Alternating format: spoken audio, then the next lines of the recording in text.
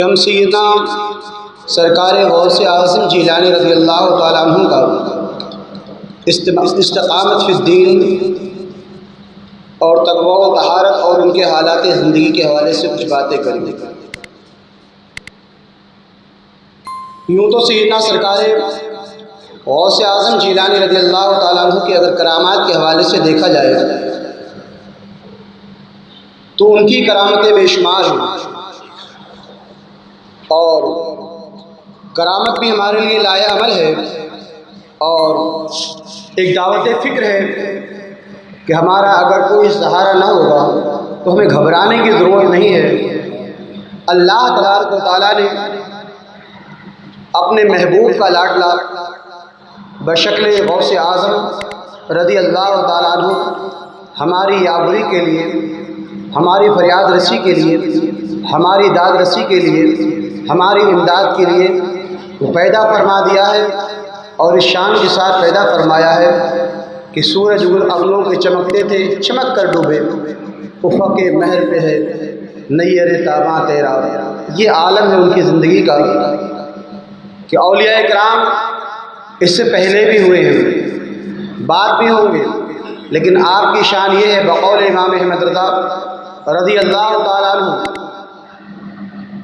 جو ولی قبل ہوئے بعد ہوئے یا ہوں گے، جو ولی قبل ہوئے بعد ہوئے یا ہوں گے، سب ادب رکھتے ہیں دل میں میرے آقا تیرا۔ کیوں؟ اللہ تبارک و تعالیٰ نے شان ولایت کا تاجدار اسے ایسی خوبی عطا فرمائی ہے کہ چاہے وہ پہلے جو گزر چکے ہیں یا جو قیامت تک آنے والے اولیاء ہیں، سب سیدنا غوث اعظم جیلانی رضی اللہ تعالیٰ عنہ کے فیض کے دریا سے نہا رہے ہیں، اور جب تک سیدنا غوث اعظم جیلانی رضی اللہ تعالیٰ عنہ کسی کی ولایت پر مہر نہیں لگاتے، اللہ تبارک و تعالیٰ کی بارگاہ سے اس سے ولایت نہیں ملا کرتی۔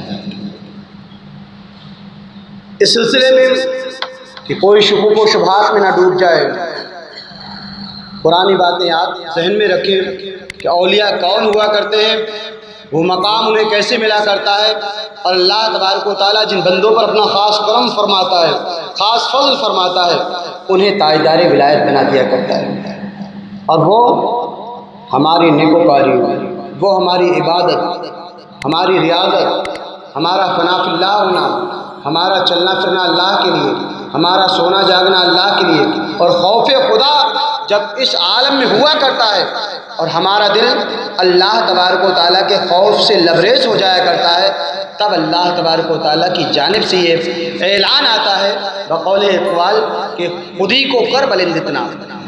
انسان جسے یہ سوچ رہا ہے کہ یہ تو غریب انسان ہے، یہ انسان تو بڑا رذیل انسان ہے، کپڑے اس کے پاس نہیں، تہذیب اس کے پاس نہیں، تمدن اس کے پاس نہیں، یہ تو اچھا اور برے لوگوں میں بیٹھنے کے لائق نہیں ہے، دنیا اسے حقارت کی نگاہ سے دیکھا کرتی ہے، لیکن وہ ایسی منزلوں پر فائز ہوا کرتا ہے کہ بقول اقبال خودی کو کر بلند اتنا کہ ہر تقدیر سے پہلے خدا بندے سے خود پوچھے بتا تیری رضا کیا ہے۔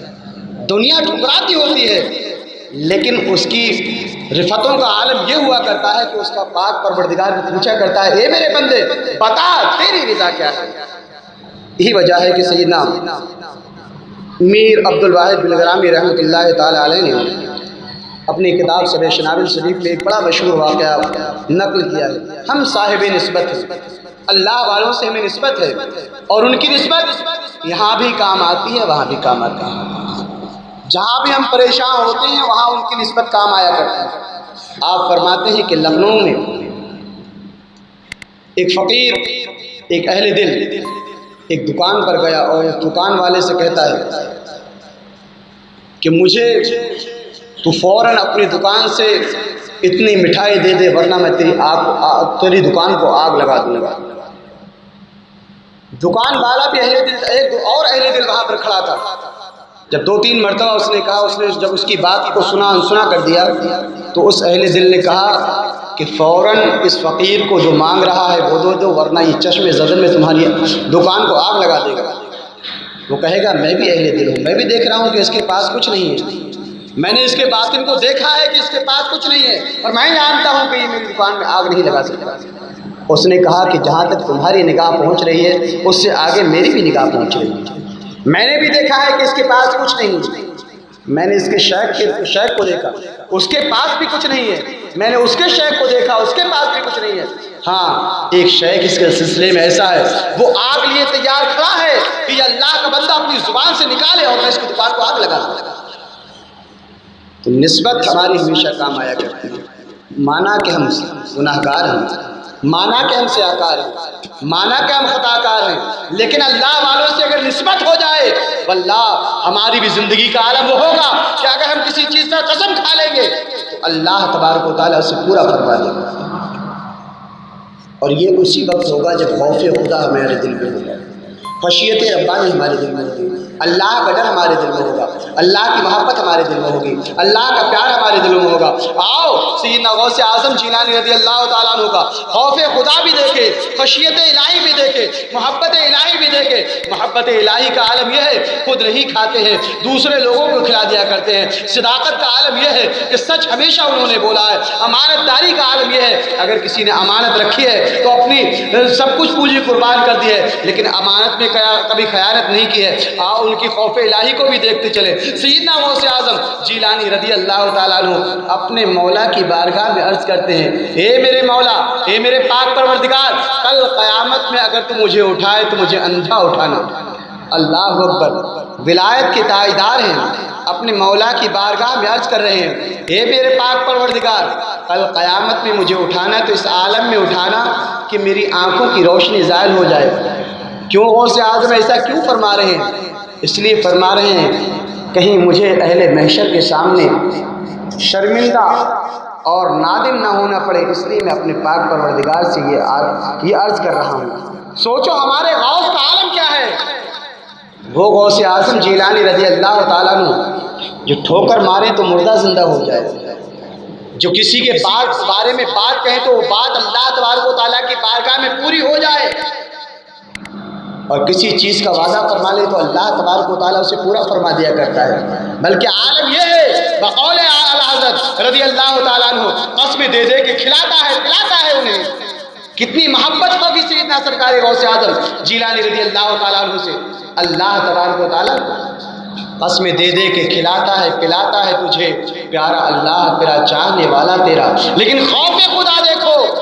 آپ فرماتے ہیں کہ کل قیامت میں مجھے اٹھانا تو اندھا اٹھانا، کہ اہل محشر کے سامنے مجھے کہیں شرمندگی اور ندامت کا سامنا نہ کرنا پڑے۔ اے غلامان غوث سنو، جب سیدنا غوث اعظم جیلانی رضی اللہ تعالیٰ عنہ کا یہ عالم ہے تو ہمارا کیا عالم ہونا چاہیے، ہمارے کیا حال ہونے چاہیے، ہماری زندگی کا کیا عالم ہونا چاہیے۔ ہم تو سراپا گناہوں میں ڈوبے ہوئے ہیں، آج بھی ہم سیدنا غوث اعظم جیلانی رضی اللہ تعالیٰ عنہ کا دامن تھام کر یہ کہیں، سرکار ہم گواروں میں طرز ادب کہاں، سرکار ہم غلاموں میں طرز ادب کہاں، ہم کو تو بس تمیز یہی بھیک بھر کی ہے۔ آقا ہماری جھولی میں اتنی بھیک ڈال دیجئے کہ ہم اللہ تبارک و تعالیٰ کے محبوب بندے بن جائے، ہم پر اتنی نگاہ کرم ڈال دیجئے جو ہمارے دل کی سیاہی ہے وہ سیاہی دھل جائے، اس لیے کہ اگر آپ کا فیض ہوا، آپ کی نگاہ کرم ہوئی تو اللہ تبارک و تعالیٰ ہمارے دلوں کے میل کو دھل دے گا۔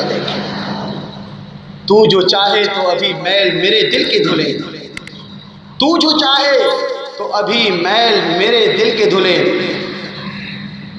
کہ خدا دل نہیں کرتا کبھی میلا تیرا۔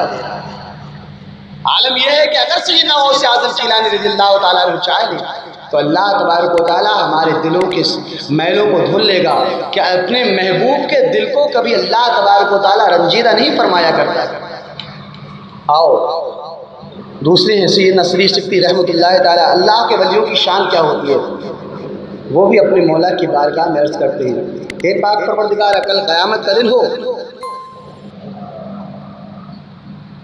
تو کہیں ایسا نہ ہو، مجھے یہ ڈر ستاتا ہے، مجھے یہ خوف ستاتا ہے کہ کل قیامت کا دن ہو اور میں تیرا سامنا کروں تو کس طریقے سے میں تیرا سامنا کروں گا، اس لیے کہ میں تو گناہوں میں ڈوبا ہوں۔ ہمارا سب سے بنیادی عقیدہ، بنیادی تصور یہ ہے کہ کل قیامت میں ہمیں جانا ہے اور اللہ کا سامنا کرنا ہے۔ اللہ اکبر، ہم آقائے دو عالم صلی اللہ تعالیٰ علیہ وسلم کے غلام ہیں، اپنے رب کا سامنا کریں گے۔ ہمیں تو آج کوئی فکر نہیں ہے، لیکن وہ اللہ کے بندے، وہ ولایت کے تاجدار، وہ خوف خدا اپنے دل میں کس طریقے سے رکھا کرتے ہیں. جب خوف خدا کا عالم یہ ہوا کرتا ہے تو محبت الہی بھی جھماجھم ان پر برسا کرتی ہے. اے میرے بندے اب مانگ، کیا مانگتا ہے وہ تجھے عطا کیا جائے.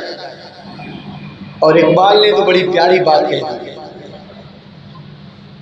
اقبال نے بہت اچھی بات کہی، اور انہوں نے کہا اے اللہ میں جانتا ہوں کہ قیامت حق ہے اور مجھے تیری بارگاہ میں آنا ہے.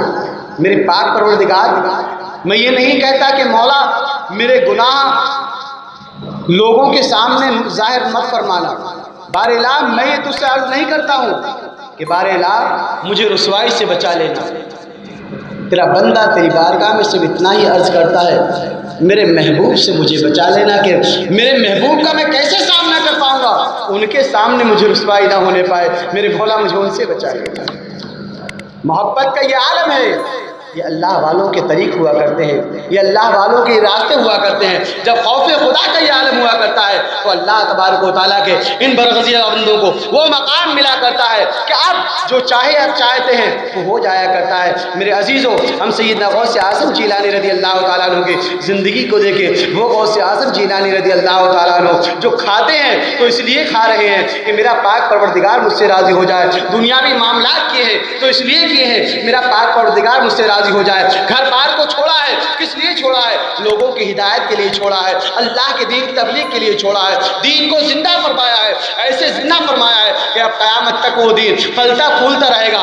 عالم ان کی زندگی کا یہ ہے. کبھی کسی کو روتا ہوا نہیں دیکھا گیا ہے، کبھی کسی کو پریشان حال آپ نے نہیں دیکھا ہے، کبھی آپ کسی کو غمزدہ دیکھنا پسند نہیں فرماتے ہیں. عالم ان کی زندگی کا یہ ہے کہ کبھی کوئی انسان اگر روتا ہوا ان کے بارگاہ میں آیا ہے تو ہنستا ہوا ان کی بارگاہ میں گیا ہے. یہی وجہ ہے کہ ایک مرتبہ ایک بوڑھی عورت اپنے بچے کو لے کر آپ کے نانا جان کی بارگاہ میں آئی اور تمناؤں کے ساتھ، بڑی آرزوؤں کے ساتھ. ایک بچہ ملا تھا، وہ بھی فوت ہو جاتا ہے. آپ کے نانا کی بارگاہ میں دوڑی ہوئی آتی ہے، سرکار یہ میرا بچہ تھا اور یہ آج مجھ سے جدا ہو گیا ہے. میرا ایک ہی بچہ تھا، بڑھاپے کا ایک ہی سہارا تھا. سرکار اب میں اس کے بنا اپنی زندگی کیسے گزاروں گی؟ مجھے یہ میرا بچہ واپس چاہیے، زندہ کر دیا جائے. آپ جب لوح محفوظ پر دیکھتے ہیں کہتے ہیں جا تیری قسمت میں اب بچہ نہیں ہے، یہ فوت ہو چکا ہے. ابھی سیدنا غوث اعظم جیلانی رضی اللہ تعالیٰ عنہ بچے ہیں، بچوں کے ساتھ کھیل رہے ہیں. وہ اداس عورت واپس آ رہی ہے.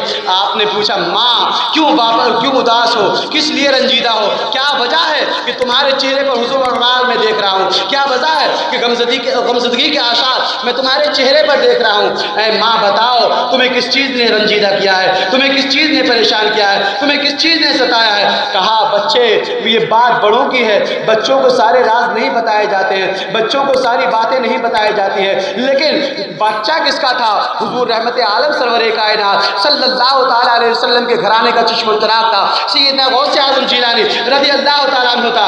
عرض کرتے ہیں اے ماں بتاؤ تمہارا معاملہ کیا ہے؟ عورت کہتی ہے معاملہ بچے یہ ہے کہ میرا ایک بچہ تھا اور وہ آج فوت ہو گیا ہے. تمہارے نانا کے پاس آئی تھی، وہاں سے میں مایوس واپس جا رہی ہوں. انہوں نے کہا مایوس واپس جا رہی ہو؟ سنو لاؤ تمہارا بچہ کہاں ہے؟ اور جب انہوں نے کہا کہ میرا بچہ میری گود میں ہے، کہا آپ نے بچے کی جانب نگاہ تو اٹھا کر دیکھو، تمہارا تو بیٹا زندہ ہے، تم کیوں رو رہی ہو، تم کیوں پریشان ہو، تم کیوں غمزدہ ہو؟ جو ہی ماں کی نگاہ بچے کے چہرے پر گئی ہے، کیا دیکھا کہ بچہ ماں کے آنچل میں ہمک رہا ہے. بچہ ماں کے آنچل میں خوش ہو کر وہ رو رہا، وہ ہاتھ تار مار رہا ہے اور خوشیاں منا رہا ہے. ماں بچے کو دیکھ کر خوش ہو جاتی ہے. ادھر جب سیدنا غوث اعظم جیلانی رضی اللہ تعالیٰ عنہ کے نانا کو یہ بات پتہ چلتی ہے، وہ آپ کو پیچھے دوڑتے ہیں. اے غوث اعظم، اے عبد القادر، تمہارا یہ کیا عالم ہے؟ بچپنے ہی میں اب تم اللہ تبارک و تعالیٰ کے اس پردے خفا میں تم اب دخل دینا شروع کر دیتے ہو، کیا وجہ ہے؟ اور ایک ڈنڈا لے کر آپ پیچھے پیچھے دوڑنے لگتے ہیں. سیدنا غوث اعظم جیلانی رضی اللہ تعالیٰ عنہ آگے گزر رہے ہیں اور ایک قبرستان سے گزر ہوتا ہے تو آپ مردوں کو قبرستان کی آواز دیتے ہیں، اے مردوں میری حفاظت کرو کہ میرے نانا مجھے اب مارنا چاہتے ہیں، میرے نانا مجھے مار لگانا چاہتے ہیں. تاریخ بتاتی ہے کہ اس قبرستان کے مردے اٹھ کر کھڑے ہو گئے ہیں اور سیدنا عبد القادر جیلانی رضی اللہ تعالیٰ عنہ کی ڈھال بن کر کھڑے ہو گئے ہیں. اللہ اکبر. یہ بچپنے کا عالم ہے تو ان کی جوانی کا عالم کیا ہوگا، ان کے بڑھاپے کا عالم کیا ہوگا اور ان کے فیض کا کیا عالم ہوگا. سیدنا غوث اعظم جیلانی رضی اللہ تعالیٰ عنہ کی بچپنے کی ایک کرامت ہے. اگر کرامتوں کے حوالے سے ہی بات کی جائے تو بات بہت طویل ہو جائے گی. ایک مرتبہ درود پاک پڑھیں اللہم صلی علی سیدنا مولانا محمد معظم الکرم علیہ وسلم السلام علیکم یا رسول اللہ صلی اللہ تعالیٰ علیہ وسلم۔ لیکن اولیاء کرام کی سب سے عظیم چیز ہے وہ ہے استقامت فی الدین، اس لیے کہ مایوس انسانیت جب ان کی بارگاہ میں پہنچا کرتی ہے، یا کوئی راہ راست سے ہٹا ہوا انسان ان کی بارگاہ میں پہنچا کرتا ہے، تب کرامت کا ظہور کیا جاتا ہے، ورنہ استقامت فی الدین یہ سب سے عظیم چیز ہے۔ اللہ کے نیکوکار بندے لوگوں کے عیبوں کو چھپایا کرتے ہیں، عیبوں کو ظاہر نہیں فرمایا کرتے، اور ان کی بارگاہ میں جو بھی جاتا ہے فیض یاب ہو کر آتا ہے۔ ایک بڑے عظیم بزرگ ہیں حضرت سیدنا حاتم اسم رضی اللہ تعالیٰ عنہ۔ اسم کہتے ہیں بہرے کو، نام تو ان کا حاتم ہے، لیکن حاتم اسم کے نام سے ایسے مشہور ہے کہ آج تک اور قیامت تک اسی نام سے پکارے جائیں گے۔ ان کی بارگاہ میں ایک عورت ایک مسئلہ پوچھنے کے لیے آئی ہے، اور مسئلہ وہ عورت پوچھ رہی تھی کہ اس کے کچھ ہوا خارج ہو جاتی ہے۔ آپ نے کہا کہ عورت آئی ہے کہیں میرے پاس شرمسار نہ ہو جائے، اس لیے آپ نے کان پر ہاتھ رکھ کر کہا اے میری بہن ذرا زور سے بولو، مجھے کم سنائی دیتا ہے۔ اللہ کے نیکوکار بندوں کا عالم یہ ہوا کرتا ہے کہ ان کی بارگاہ میں آ کر کوئی رنجیدہ ہو کر نہ جائے، کوئی شرمسار ہو کر نہ جائے، کوئی پریشان ہو کر نہ جائے۔ اللہ اکبر، وہ تو صرف اس لیے کہ کہیں میری بہن کو پریشانی نہ ہو، اللہ تبارک و تعالیٰ کو ان کی یہ ادا اتنی پسند آتی ہے، قیامت تک کے لیے اعلان کر دیا گیا ہے کہ یہ اسم ہے یعنی بہرے ہیں، لیکن ان کی سماعت کا عالم یہ ہے کہ جہاں سے سننا چاہیں سن سکتے ہیں۔ اللہ تبارک و تعالیٰ کے وہ بندے کہ رنجیدہ انسانیت ان کی بارگاہ میں آتی ہے، فیض پا کر جایا کرتی ہے، اور یہی عالم سیدنا غوث اعظم جیلانی رضی اللہ تعالیٰ عنہ کا ہے کہ آپ کی بارگاہ میں جو بھی آتا ہے وہ فیض پا کر جاتا ہے۔ وہ واقعہ کتنا مشہور ہے کہ 12 سال کی ڈوبی ہوئی کشتی کو سیدنا غوث اعظم جیلانی رضی اللہ تعالیٰ عنہ تراتے ہوئے نظر آئے ہیں۔ کیوں کہ ایک بڑھیا آپ کو پریشان نظر آئی ہے، ایک ماں اپنے بیٹے کے لیے تڑپتی ہوئی نظر آئی ہے، ایک ماں اپنے بیٹے کے لیے روتی ہوئی نظر آئی ہے۔ سیدنا غوث اعظم جیلانی رضی اللہ تعالیٰ عنہ کو اس کا رونا نہ دیکھا گیا، اور دریا میں کنکری مارتے ہیں اور کہتے ہیں اے دریا اس کی کشتی کو واپس نکال دے۔ پہلی کنکری ماری، جواب نہیں آیا، دوسری کنکری ماری، جواب نہیں آیا، تیسری کنکری ماری ہے۔ کیا دیکھتے ہیں کہ 12 سال پہلے جو کشتی ڈوبی تھی وہ کشتی تیرتی ہوئی دریا پر نظر آئی ہے۔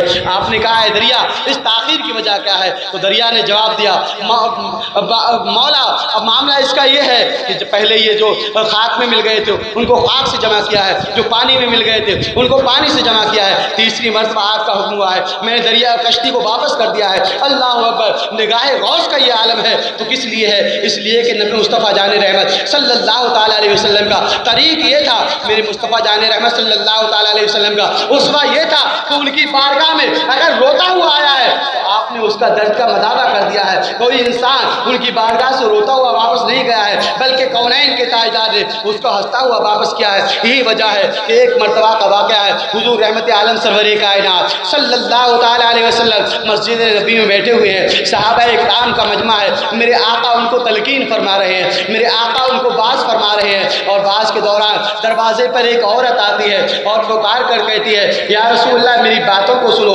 نبی کون و مکان صلی اللہ تعالیٰ علیہ وسلم نے فرمایا کیا پوچھنا چاہتی ہو؟ وہ عورت عرض کرتی ہے یا رسول اللہ آپ ذرا ادھر تشریف لائیں، میں کچھ تنہائی میں آپ سے بات کرنا چاہتی ہوں۔ میرے نبی باہر تشریف لے گئے ہیں، ننگے پیر ہیں، جھلستی ہوئی دوپہری کا موقع ہے، آقا اس کے پاس کھلے میدان میں جا کر کھڑے ہو جاتے ہیں۔ وہ عورت آپ سے بات کرنا شروع کر دیتی ہے، 1-2 منٹ نہیں گھنٹے گزر جاتے ہیں، کئی گھنٹے گزر جاتے ہیں۔ حضرت سیدنا فاروق اعظم رضی اللہ تعالیٰ عنہ جب یہ عالم دیکھتے ہیں تو جلال میں آ جاتے ہیں۔ ان کی زندگی کا تو عالم یہ ہے کہ مصطفیٰ جان رحمت صلی اللہ تعالیٰ علیہ وسلم کو کچھ بھی پریشانی آپ برداشت نہیں کرتے ہیں۔ آپ کو پریشانی اس لیے ہو رہی تھی کہ مصطفیٰ جان رحمت صلی اللہ تعالیٰ علیہ وسلم کا وہ قدم ناز کہیں ایسا نہ ہو کہ ریت دھوپ کی اس طرح تپتی ہوئی ریت پر پریشان ہوتا ہو، آپ پریشان پسینے میں سرابور ہو گئے ہو، میرے مصطفیٰ سے یہ کیسے برداشت ہوگا، لیکن آقا دو عالم صلی اللہ تعالیٰ علیہ وسلم اس عورت کی بات سنتے جاتے ہیں، اس عورت کی بات سنتے جاتے ہیں،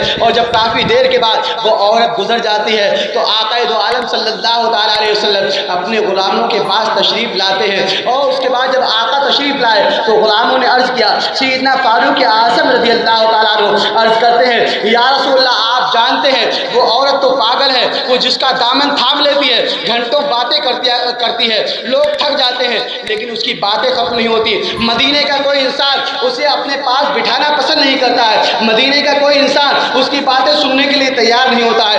آؤ مسلمانوں، میرے آقا نے کیا درس ہمیں دیا ہے، میرے آقا نے جو جملے فرمائے تھے وہ یہ جملے تھے، اے لوگوں سنو، اے میرے صحابہ سنو، یہ وہ عورت ہے مدینے میں کوئی اس کی بات کو نہیں سنتا ہے، یہ وہ عورت ہے مدینے میں جو کوئی اس کو پاس کھڑا ہونا پسند نہیں کرتا ہے۔ میں بھی اگر غریبوں کے پاس کھڑا نہ ہوا تو ان کے پاس کون کھڑا ہوگا؟ میں بھی اگر غریبوں کی بات نہ سنوں تو غریبوں کی بات کون سنے گا؟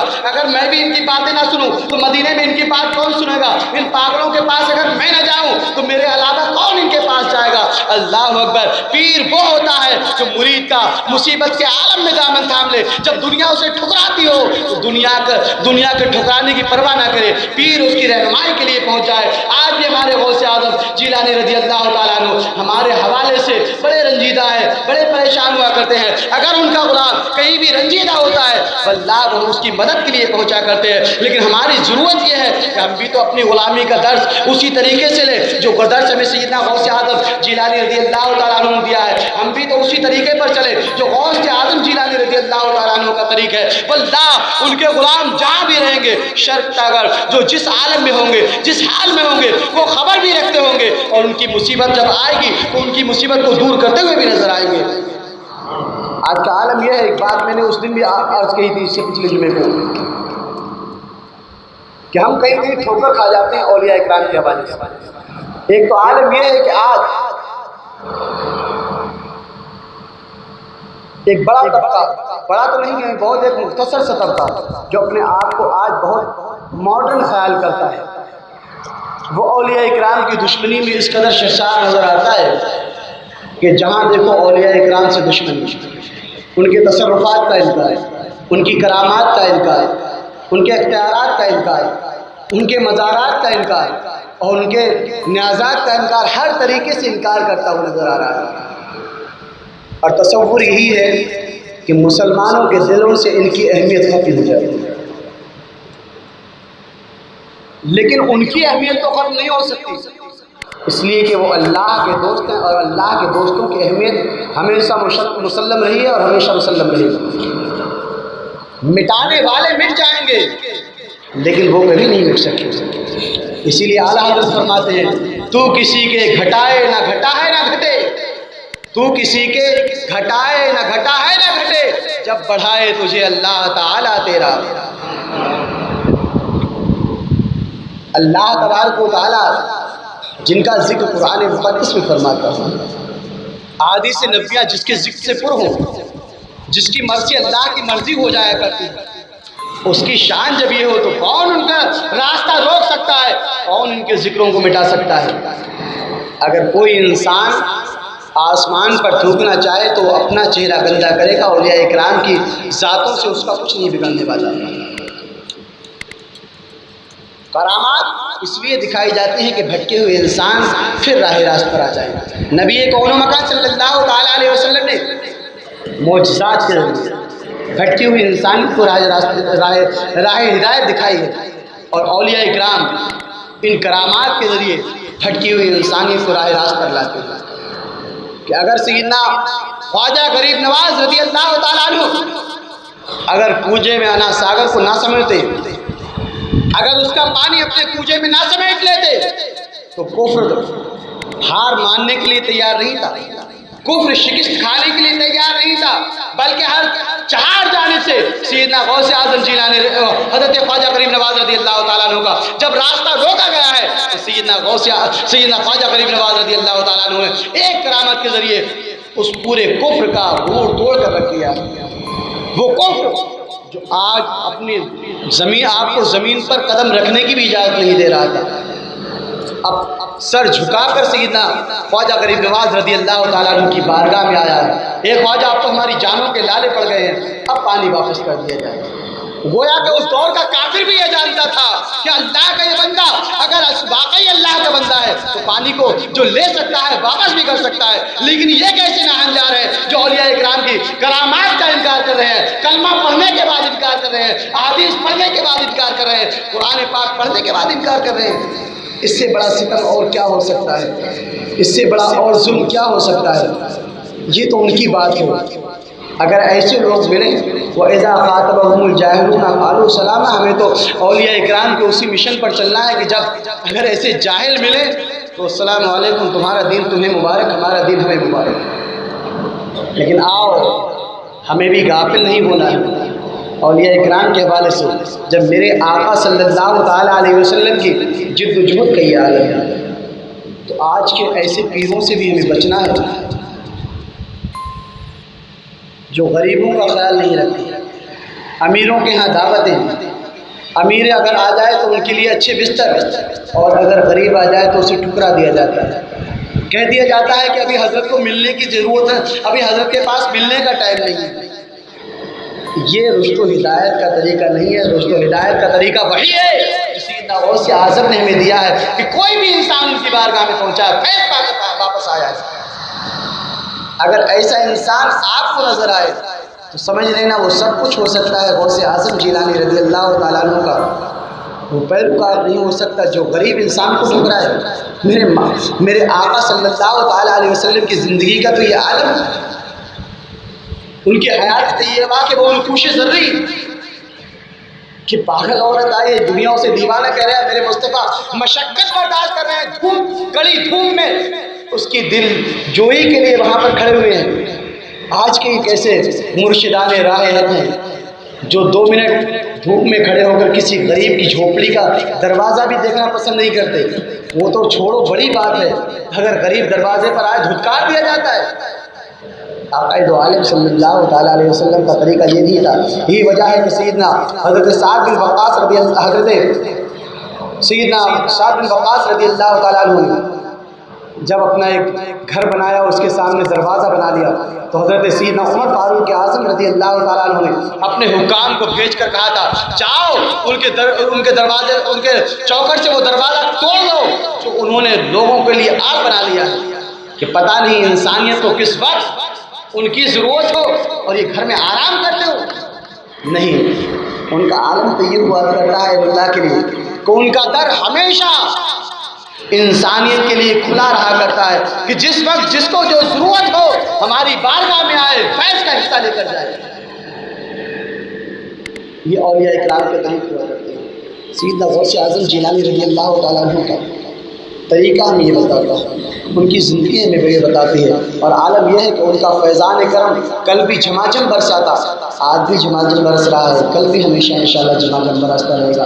اے مسلمانوں، آؤ ہم ان کے غلام ہیں، ان کے طریقے پر چلے، ہم ان کے غلام ہیں، ہم ان کے نقش قدم پر چلے، ہم ان کے غلام ہیں جس طریقے سے انہوں نے عبادت کی ہے ہم بھی عبادت کریں، ہم ان کے غلام ہیں جس طریقے سے انہیں صدق و صفا کا پیکر بن کر دنیا کو دکھا دیا ہے ہم بھی سچائی کا وہی نمونہ لے کر چلے۔ انہوں نے جس طریقے سے حلال کے کمائی کر کے دنیا کو بتا دیا ہے ہم بھی حلال کے وہی کمائی کا راستہ اختیار کریں۔ جس طریقے سے انہوں نے استقامت فی الدین پر عمل کر کے ہمیں درس دیا ہے ہم بھی اس طریقے سے استقامت فی الدین پر عمل کر کے اپنی زندگی کو بمراد بنا لیں۔ واللہ اگر یہ ہمارا عالم ہوا تو عالم یہ ہوگا ہم جہاں بھی ہوں گے سیدنا غوث اعظم جیلانی رضی اللہ تعالیٰ عنہ کا فیض ہم پر جھماجھم برستا رہے گا۔ ورنہ سنو، اگر انسان بے نمازی ہے، اگر انسان جھوٹا ہے تو ہم اپنے دعوے میں بھی جھوٹے ہیں اور ہمارے دعوے میں بھی کوئی صداقت نہیں ہے۔ اور اولیاء اکرام فرماتے ہیں، اصفیاء کا ایک بڑا گروہ فرماتا ہے جو تارک نماز ہو اللہ والے بھی اس کی جانب نگاہ نہیں کیا کرتے۔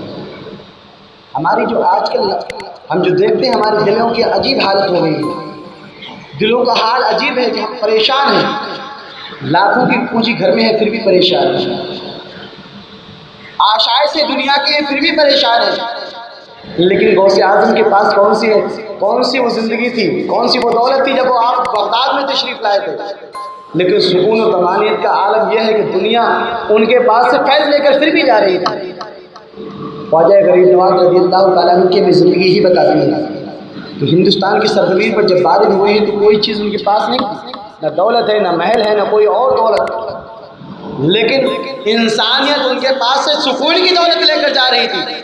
ہمارے پاس تو اچھے بنگلے ہیں، اچھی گاڑیاں ہیں، اچھے ایئر کنڈیشن روم ہیں، پھر بھی ہمیں سکون میسر نہیں ہے۔ اس کی وجہ کیا ہے؟ اس کی وجہ یہی ہے کہ ہم اللہ کے ذکر سے غافل ہو گئے ہیں۔ انہیں سکون و طمانینت حاصل تھی کہ ان کی زبان ہمیشہ اللہ کے ذکر میں مشغول رہا کرتی تھی، تو انہیں دنیا کی دولت نہ ہو، دنیا کی آشائش نہ ہو، دنیا کا آرام نہ ہو، کوئی بات نہیں ہے، لیکن اللہ تبارک و تعالیٰ کے ذکر میں جو سکون تھا انہیں ہمیشہ ملا کرتا تھا۔ شب ہو تو وہ سکون ان کے ساتھ ہے، رات ہو وہ ان کے سکون ساتھ ہے، دن ہو ان کے سکون ساتھ ہے، دوستوں کی محفل ہو وہ سکون الہی ان کے ساتھ ہے، دشمنوں کی مجلس ہو سکون ان کے ساتھ رہا کرتا ہے۔ اگر وہی سکون بھری زندگی چاہتے ہو اور آخرت میں بھی وہی سکون چاہتے ہو تو سیدنا غوث اعظم جیلانی رضی اللہ تعالیٰ عنہ کی جو غلامی کا اگر پٹا نہیں ڈالا ہے تو ڈال لو، اگر ڈال لیا ہے تو اس کو مضبوطی سے پھر تھام لو۔ اور اسی لیے علامہ نے بڑی پیاری بات کہی تھی سیدنا حضرت علامہ ارشد القادری رحمۃ اللہ تعالیٰ علیہ، نسبت حلقہ بغوشی کا بھرم رہ جائے، نسبت حلقہ بغوشی کا بھرم رہ جائے، بہر امداد میری قبر میں آنا یا غوث۔ یقیناً غوث ہمارا قبر میں بھی مدد فرمائے گا اور حشر میں بھی اپنے دامن میں فرمائے ہماری اپنے دامن میں چھپا کر ہماری مدد فرمائے گا۔ بلکہ ان کی زندگی کا تو عالم یہ ہے، آپ نے فرمایا مریدی لا تخف اللہ عاشق، یہ میرے مرید گھبرانے کی ضرورت نہیں ہے۔ ریگا فرمایا کہ میں اپنے مریدوں کو اس طریقے سے دیکھتا ہوں جیسے ہاتھ کی ہتھیلی پر رائی کا دانہ، جس طریقے سے اس کا کوئی گوشہ انسان کی نگاہ سے چھپا ہوا نہیں رہتا ہے، چاہے شرق و غرب میں میرا مرید کہیں بھی ہو، وہ کسی حال میں ہو، اس کا حال مجھ پر پوشیدہ نہیں ہے، میں اس کے حال کو دیکھا کرتا ہوں اور اس کی مدد بھی فرمایا کرتا ہوں۔ لیکن مرید ایسا ہونا چاہیے کہ اگر آشائش میں ہے تو یاد خدا سے بھی غافل، یاد مرشد سے بھی غافل، اور پریشانی ہو تو اس کے بعد سب کچھ یاد آ جاتا ہے۔ آج ہمارا حال کچھ اسی طریقے سے ہے کہ ہمیں اگر آشائش سے ملا کرتے ہیں تو سب سے پہلے اللہ کی بندگی کو چھوڑا کرتے ہیں، دولت آتی ہے سب سے پہلے ہم سے مسجدیں چھوٹ جاتی ہیں، دولت آتی ہے تو سب سے پہلے ہمیں اللہ کا ذکر بھول جاتے ہیں۔ معاذ اللہ رب العالمین، میں سب کے لیے نہیں کہتا، لیکن آج مسلمانوں کا جو عمومی حال ہے وہ یہی ہے کہ انسان سب سے پہلے عیاش بنتا ہے، اس کے بعد انسان خوف خدا کو اپنے دل سے نکال دیتا ہے، لیکن جو ہی اللہ کی گرفت مضبوط ہوتی ہے تو انسان اس وقت ہاتھ پیر پکڑتا ہے، اس وقت کوئی اس کے کام نہیں آتا۔ اللہ تبارک و تعالیٰ ارشاد فرماتا ہے، اے لوگوں آپ حسبتم انما خلقناکم عبثا، تم نے کیا یہ سوچ رکھا ہے کہ ہم نے تمہیں یوں ہی بیکار پیدا کیا ہے؟ ایسا نہیں ہے، بلکہ تمہیں ہماری جانب پلٹ کر آنا ہے، اور جب پلٹ کر آنا ہے تو تم سے ایک ایک بات کا حساب لیا جائے گا۔ آقا دو عالم صلی اللہ تعالیٰ علیہ وسلم ارشاد فرماتے ہیں، حدیث پاک میں ہے کہ کل قیامت کا دن ہوگا، ایک بندے کے نامہ اعمال اس کے ہاتھ میں دیے جائیں گے، اور اس کے بعد بندے سے کہا جائے گا اے بندے پڑھ، اپنے گناہوں کو پڑھ، اپنی خطاؤں کو پڑھ۔ وہ بندہ گھبراتا ہوگا، وہ بندہ پریشان ہوگا، وہ چھوٹے چھوٹے گناہوں کو تو پڑھے گا لیکن بڑے بڑے گناہ چھوڑ دے گا۔ اللہ تبارک و تعالیٰ جب وہ اپنے چھوٹے گناہوں کو پڑھ چکے گا تو اللہ تبارک و تعالیٰ فرمائے گا جا، میں نے آج تجھے اپنی رحمت سے بخش دیا ہے۔ جب بندہ دیکھے گا میں تو گناہگار ہوں پھر بھی میرے پاک پروردگار نے مجھے بخش دیا ہے، فوراً کہے گا باریلا ابھی تو میں نے چھوٹے چھوٹے گناہ پڑھے ہیں، ابھی تو بڑے بڑے گناہ میں نے پڑھے ہی نہیں ہیں۔ تو اللہ تبارک و تعالیٰ فرمائے گا جا، میں نے تجھے بخش دیا ہے۔ آقا نے یہ بیان کر کے اتنی زور سے تبسم فرمایا کہ آپ کے دانتوں کی رنگت ظاہر ہو گئی ہے، گویا کہ آپ فرما رہے ہیں کہ اے لوگو اللہ کی بارگاہ سے بھروسہ رکھو، اللہ کی ذات سے امید رکھو، اگر گناہ ہو گئے ہیں تو گناہوں سے توبہ کرو، اللہ کی ذات پر بھروسہ کر کے کہ ہمارا پاک پروردگار ہمیں اس عالم میں بھی بخش دے گا اور بخشے گا۔ تو میرے مصطفیٰ مسکرا کر دنیا کو یہ درس دے رہے ہیں، اے لوگو سنو، میرا پاک پروردگار ایسے بندوں کو بخش دے گا، پھر تو تم میرے محبوب کے امتی ہو، تمہیں کیوں نہیں بخشا جائے گا؟ نیک کام کریں اللہ کی رضا کے لیے، اور اسی طریقے پر چل کر انشاءاللہ ہمارے غوث بھی ہم سے راضی ہوں گے، اور ہمارے آقا بھی ہم سے راضی ہوں گے، اور آقا ہمارے ہم سے راضی ہو گئے تو پھر اللہ تبارک و تعالیٰ بھی ہم سے خوش اور راضی ہو جائے گا، اور میرا پاک پروردگار ہم سے راضی ہو گیا اور اس کی نگاہ کرم ہم پر ہو گئی، اور اللہ تبارک و تعالیٰ نے ہم پر اگر کرم فرما دیا واللہ پھر ہمیں کسی چیز کا نہ خوف ہوگا، نہ خدشہ ہوگا، نہ کوئی پریشانی ہوگی۔ دعا ہے پاک پروردگار اپنے بھی پاک صلی اللہ تعالیٰ علیہ وسلم کی شکل میں ہم سب کو سینہ غوث اعظم جیلانی رضی اللہ تعالیٰ عنہ کے دامن قدم سے وابستہ رہنے کی توفیق عطا فرمائے، ان کے نقش قدم پر چلنے کی توفیق عطا فرمائے۔ ہم سے جو گناہ ہوئے ہیں مولا سیدنا غوث اعظم جیلانی رضی اللہ تعالیٰ عنہ کے سب معاف فرما۔ استغفر اللہ ربی من کل ذنب و اتوب الیہ۔